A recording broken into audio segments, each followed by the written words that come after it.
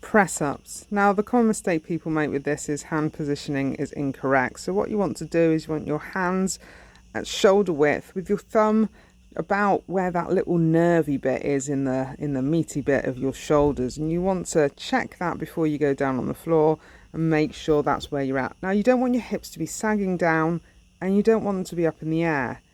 You want them to be nice and solid, head to heel, body of steel. And to achieve this, you're going to tuck the pelvis and squeeze the butt, squeeze the quads until you feel your core engage.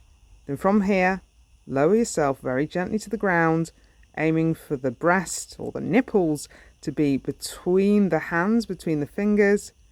Down nice and slow and controlled, pause and then come back up. If this is too difficult, drop to your knees once you've set up. Squeeze the butt, tilt the pelvis, feel the core engaged, head to heel with your knees bent, body of steel, and lower yourself gently to the floor. Now, if this is too difficult, then what you've got to do are called negatives. So you're going to set yourself up, lower yourself as slowly as possible to the ground, and then get up any old which way. Make sure you set up in between each rep and repeat. You can see here that my core's starting to fatigue, and thus my belly is kind of starting to sag down. It's not as tight as it was before.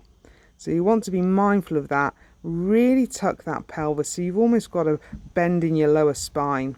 So we don't want to flare our elbows out. So I'm just going to demo that. Elbows are really flared. We don't want them to be out quite that much. We want to make sure our hand position is right and keep them relatively tucked. Not all the way in, but between 25 to 45 degrees,